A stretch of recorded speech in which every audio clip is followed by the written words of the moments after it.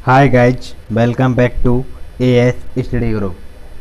Dear friends, आज हम लोग पढ़ेंगे नाउन शॉर्ट ट्रिक।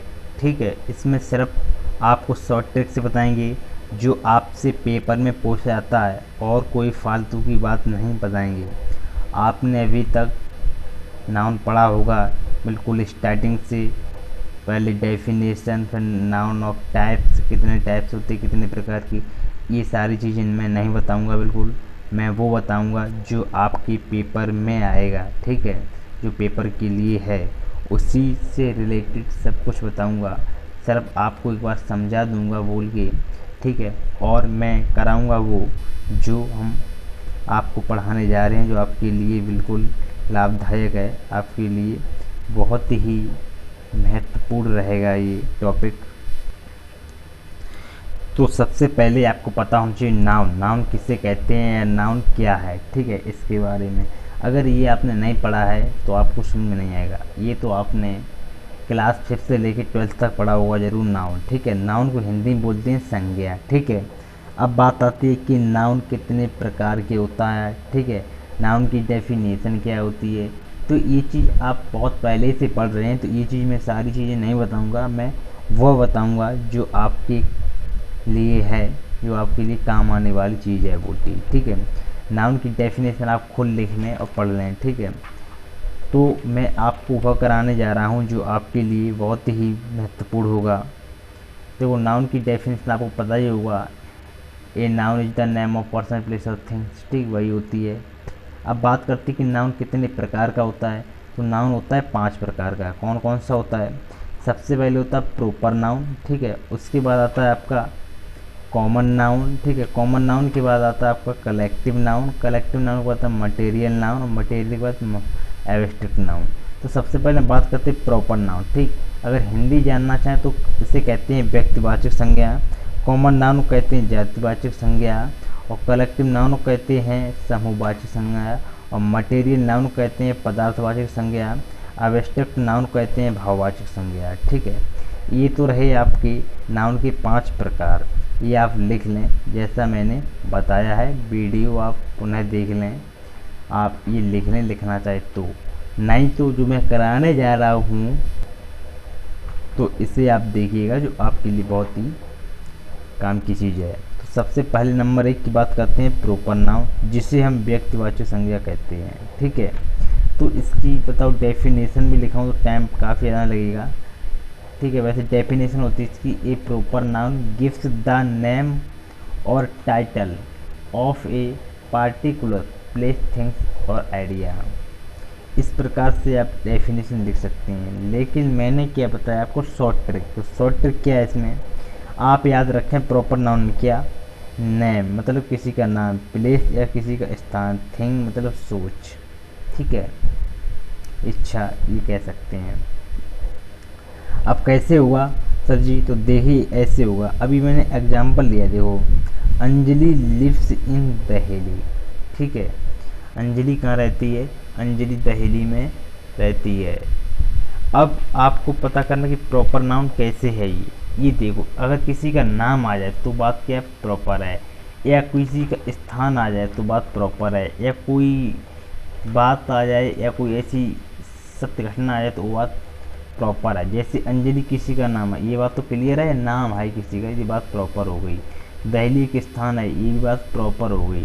तो ये कैसा हो गया, प्रॉपर नाउन हो गया है। ठीक है, अब नेक्स्ट समझिएगा, लिखा राम इज गुड बॉय। ठीक है, तो यहाँ बात करेगी राम, तो राम कैसा हुआ, प्रॉपर हो गया। ठीक है, गुड बॉय। लेकिन एक चीज़ ऑफ यहाँ पर प्रॉपर हो रही कि राम है वो लड़का है, तो ये बात भी प्रॉपर है। ठीक है, अगर इसी होता तो संदेह रहता किसी न किसी चीज़ पर। यहाँ पर राम और बॉय दोनों ही प्रॉपर हैं। ठीक है, अब बात आगे करते हैं हम, मोहन बाउट ऊषा फैन। ठीक है, तो मोहन प्रॉपर है यहाँ पर, जो ऊषा फैन ये कंपनी का नाम है। ठीक है, तो ये भी प्रॉपर है।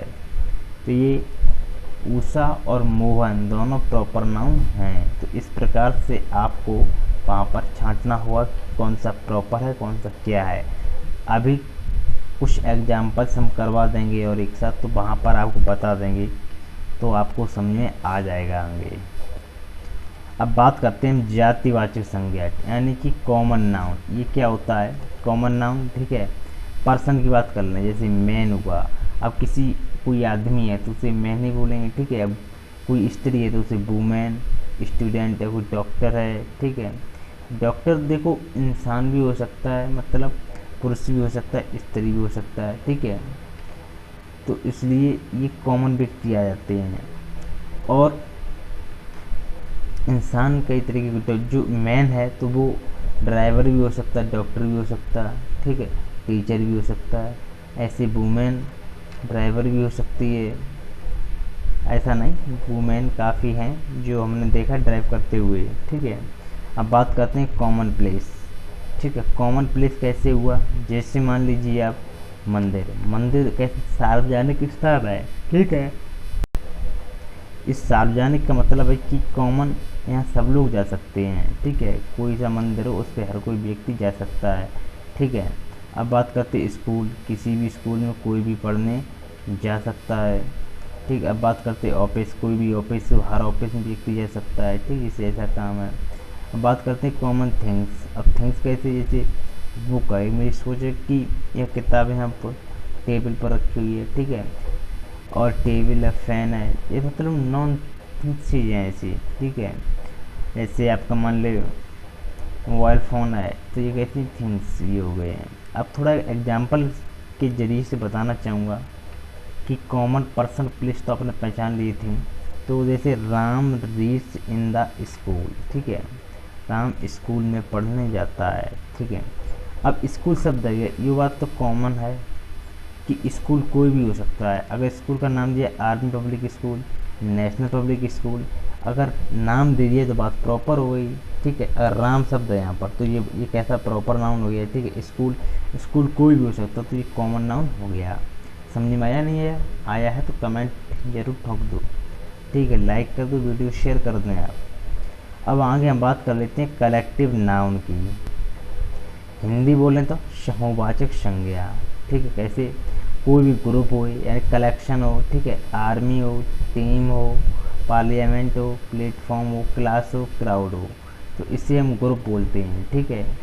जहाँ समूह लोग इकट्ठे हों तो उसे समूहवाचक कह दिया है यानी कलेक्टिव नाउन।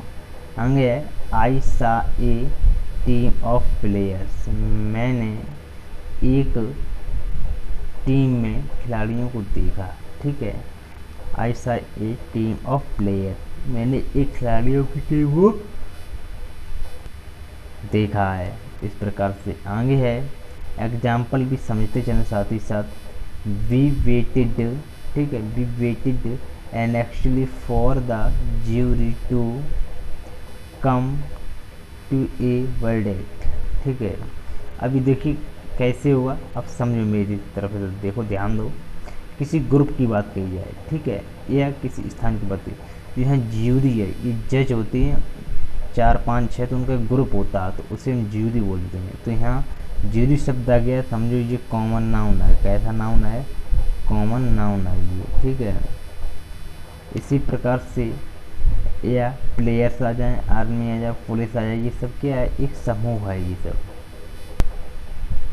अब आगे बात करते हैं मटेरियल नाउन की, ठीक है। मटेरियल नाउन क्या होता है, मटेरियल नाउन देखिएगा जैसे पदार्थ, दूध, दही, मक्खन, क्या पदार्थ हैं, ठीक है, यानी अनकाउंटेबल, जैसे हम ना गिन सकते हैं।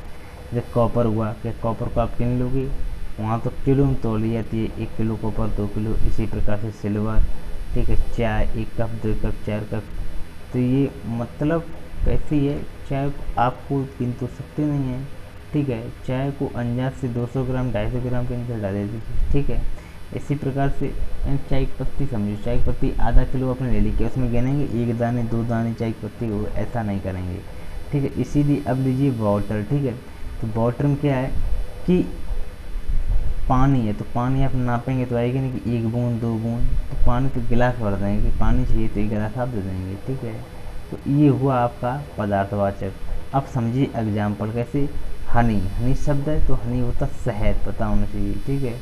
Honey is wholesome food and beneficial to health, ठीक है, जो हनी का सेवन करते हैं उनकी बॉडी है बहुत ही लाभदायक होती है, ऐसे समझिए।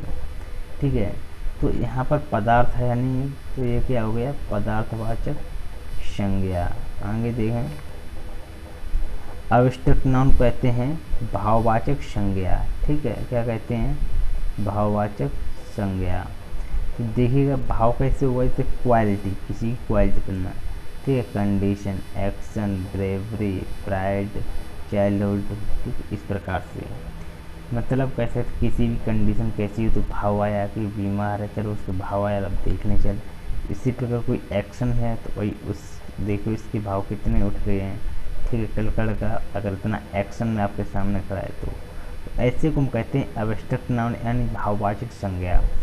अब कुछ एग्जाम्पल्स लिए हैं जिसके जरिए आपको समझ में आएगा। कैसे दिया मैंने, अकबर वाज वाइस किंग। ठीक है, जो अकबर शब्द दिया गया है यहाँ पर, तो ये क्या दिया गया, यह दिया गया आपका प्रॉपर। ठीक है, ये आपका प्रॉपर नाउन हो गया। जो वाइज दिया है यह आपका एडजेक्टिव हो गया। क्या हो गया, एडजेक्टिव। और ये अकबर दिया ये आपका प्रॉपर हो गया। ठीक है, अब दो बात समझ में आ गई।